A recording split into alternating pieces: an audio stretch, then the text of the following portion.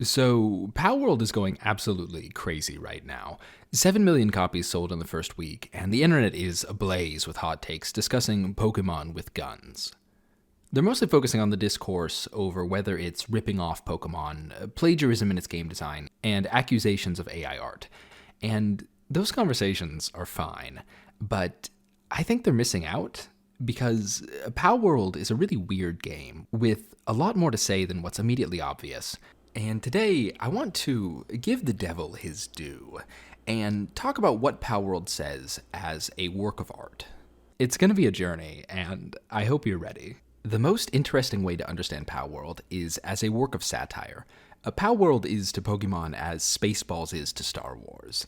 Palworld did painstakingly copy the Pokemon style guide, sometimes just stealing designs pretty much whole cloth, like how Nightwing is just Staraptor, and how they made Lucario but ancient Egyptian, I guess, and this one is just Totoro but yellow.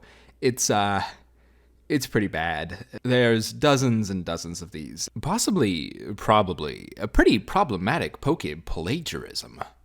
But on the other hand, you could do the same thing to Spaceballs. Spaceballs has tons of stuff that is one-to-one straight out of Star Wars, because as a work of satire, it is visually inviting you to compare it to Star Wars. Palworld, read as a work of satire, benefits a lot from you looking at its pals and instantly thinking of Pokemon.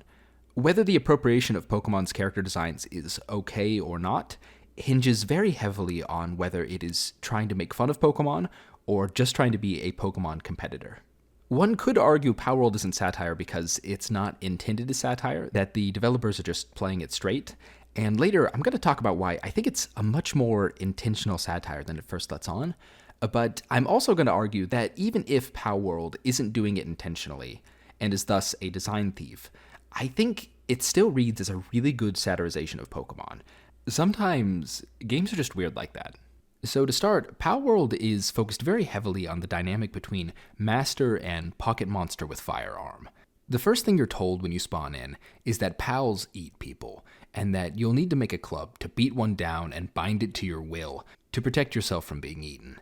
And that it's a flaming dog eat flaming dog world out there, and that either you're the one eating the pals or the pals are eating you. What I like so much about this opening is that it's almost identical to how every Pokemon game starts, which is as follows. You find yourself looking out on a sea of grass, and are told that lurking unseen are monsters who will attack you, and that to travel this world safely, you will need a monster of your own, bound to your command to commit violence on your behalf, and that this will be only the first of many you will capture and bind as you tread the endless grass, fighting and dominating. And where Pokemon frames this as a wonderful and adventurous thing, telling you how important and cool it is to be a Pokemon trainer, Palworld is silent as the grave. Palworld doesn't tell you how to feel, they just leave you alone with a cudgel, an innocent animal, and your own thoughts to process the strange and vicious world you're embarking into. Palworld doesn't exaggerate Pokemon very much to satirize it because it doesn't have to.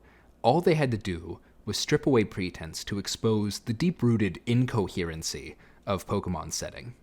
To understand where this incoherency came from, we need to understand that Pokemon's creator was inspired heavily by his childhood experiences with beetle fighting, a generally not very cruel sport.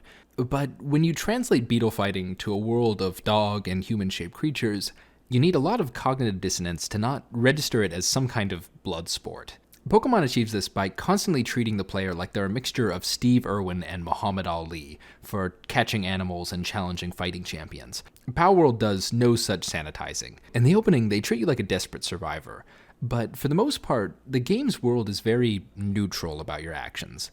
Unless you start catching humans, then the police start treating you like a human trafficker. After the opening, Pokemon and Palworld's gameplay diverged significantly because Palworld isn't just taking inspiration from Pokemon. No, it's taking a lot of inspiration from Ark Survival Evolved, an open-world survival craft 'em up about taming dinosaurs and making assault rifles out of rocks. And it's in this cursed, arranged marriage of a dinosaur kidnapping simulator and a dog-fighting friendship game that something sublime happens.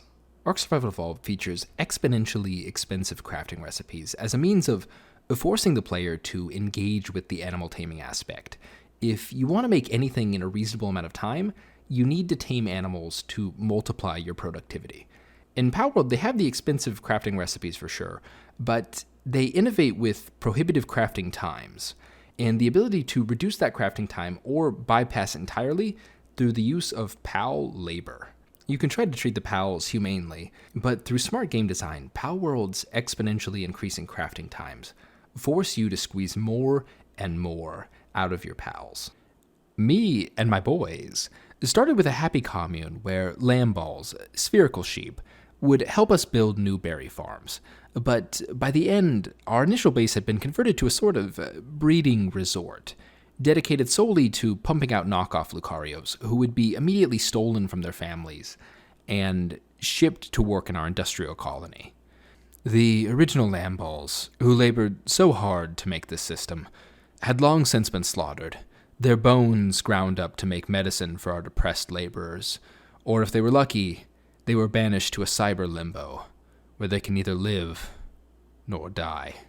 It's very common for people to understand the creepiness of Pokemon setting by comparing it to dogfighting, which is a very intuitive analogy, catching animals that are cute like pets and making them fight. But Palworld sidelines that analogy, and instead wants you to understand the pals as slaves, which, in my opinion, is a much more apt critique of the Pokemon setting. Pikachu isn't just a dog. Pikachu understands human language. He and most of the Pokemon can follow complex orders far beyond any animal. They have Pokemon serving in medical industries. When you catch them and make them fight until one is viciously incapacitated, you're not dogfighting, you're replicating the Mandingo scene from Django Unchained. And Pokemon will rush to its own defense, saying, "No! Oh no! Pokemon like to fight, and they like to be helpful!"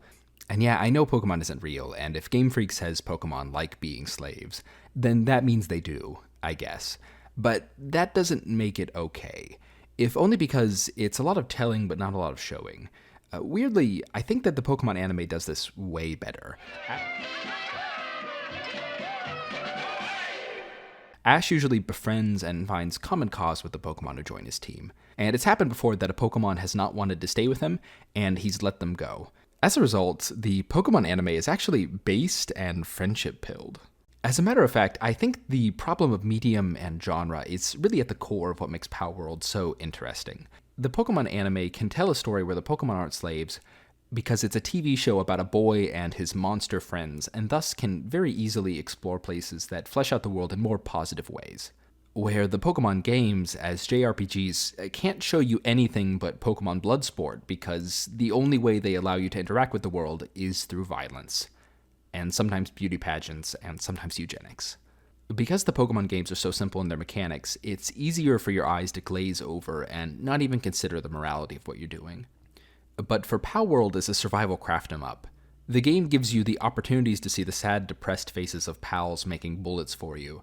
And in the context of the survival game genre, where players expect to be able to interact with some mobs in non-violent fashion, the fact that Palworld only allows for violence violates expectations, and is thus much more noticeable than it is in a JRPG.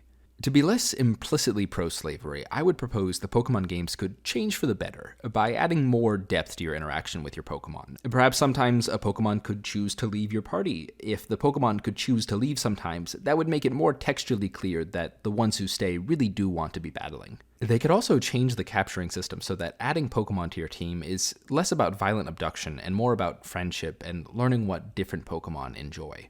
But bluntly, I don't expect Game Freak to do that. The Pokemon games are infamously unchanging in their formula, only innovating occasionally with gimmicky new mechanics, and that's a bummer, because I think that a Pokemon game that actually cares what the Pokemon want could be really interesting.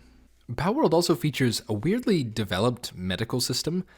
Pals can break bones, get stomach ulcers, and develop clinical depression that can only be treated with expensive medication made from grinding up the byproducts of other dead pals. The further down the tech tree you get, the more likely your pals are to be injured on the job, or to have a psychotic break. Now, you can make fluffy beds for them, and even a token hot tub, to try and, lessen the strain on their mental health. But in my experience, they don't help very much. They only paint over the predatory nature of your relationship with your pals. Slaves can be kept in humane conditions all you like. The relationship is still inherently harmful. I think a natural response to what I'm laying out here is to argue that Palworld isn't intentionally trying to satirize Pokemon, that it's just cynically mashing Pokemon together with other popular games like Ark and Breath of the Wild. And yeah, I'll admit that's probably like 80% of it. The way the game mashed Ark Survival Evolved and Pokemon together while neglecting to carefully mold the tone into something more positive like Pokemon did could be entirely incidental, a result of the devs just not being very mindful. The devs did say that they just added guns because they think gamers like guns. But if we're to perform a little death of the author here, I don't think that matters very much. A work of art can convey meaning even when it doesn't mean to. If Blazing Saddles was penned by 1,000 monkeys on typewriters, it would still be an effective roast of cowboy movies. And if Palworld was made completely bereft of intended satire, it's still a weirdly effective roast of Pokemon. And that's really interesting. And further, I think Palworld does take intentional steps to elevate their satire's reality for the sake of humor. I'll start with the obvious stuff. The game doesn't ever use the word farm. Most survival games use the word farm or growing plot to reference gardening areas, and Palworld only uses the word plantation, which instantly evokes images of slavery in the minds of American audiences. The game also features something it calls beautiful flowers, which can only be found on illegal islands, and from which you can craft a suspicious juice that improves the mood of pals at the expense of their sanity. The flowers are poppies. The suspicious juice is just opioids. Pokemon has made some small references to the consumption of Pokemon, but Palworld features an honestly surprisingly well-rendered and appetizing set of portraits for the pal-based food. The Mammoris steak has a little layer of grass on it. It's all just full of these very nice touches. They want you to eat the pals, like, really badly. There's this pal, Pingullet, who the game says desperately dreams of flying in his PAL deck entry, and his special ability is that you can load him into a rocket launcher, and he looks so betrayed before you launch him, killing him instantly on impact. They did not need to make a medical system that tells you exactly how your pals have hurt themselves on the factory floor, and warns you when their eyes are bloodshot and they're about to have a mental break. Double also, they didn't need to make a pal that canonically makes love to people on PAL deck entry 69. Nice. Triple also, they intentionally neglected to add a release button to the PAL box, so the only way you can get rid of unwanted pals is by slaughtering them or selling them to a black market trader as contraband. You can also catch people and sell them as contraband. And finally, they intentionally make fun of Pokemon Go's evolution system by allowing you to strengthen your pals by feeding 32 pals of the same species into a giant blender. And it's just too surreal and outrageous to be incidental mechanics of a slop game. If you will allow me for just a moment to put my tin hat on, perhaps a group of indie devs might have some resentment for the Pokemon Company, who has loomed menacingly over them throughout their entire development cycle, and is, at this moment, almost certainly trying their best to construct a legal case against Palworld, because they think they deserve a monopoly on the catching cute animal slaves genre. I'm not trying to say Palworld is a perfect game, or even a great game. It's honestly kind of grindy. The optimal way to level is by catching 10 of every pal, which is effective at encouraging you to dehumanize them, but I find it aggressively unfun. And the way they slap together mechanics from so many popular games can be fun, but it doesn't always gel very well together. They added the whole climbing and gliding system from Breath of the Wild, and they're almost immediately invalidated because they also give the player access to Arc-style flying mounts, which are more optimal, but are just a really lame way to get around. Like, Arc-style flying feels very similar to running very slowly through the air. There's no sense of momentum, and they also stole Torrent from Elden Ring, and he's more fun than the flying, the climbing, or the gliding. The game is really rough around those edges, but it speaks to me. It has an artistic message that it conveys, that Pokemon, a pillar of pop culture, is messed up in some really interesting ways. A game purporting to be about friendship with monsters, but only allowing players to interact with them through exploitation. But anyway, that's just a theory. A game theory. Oh. He's gone. Okay. Like and subscribe, I guess. Bye.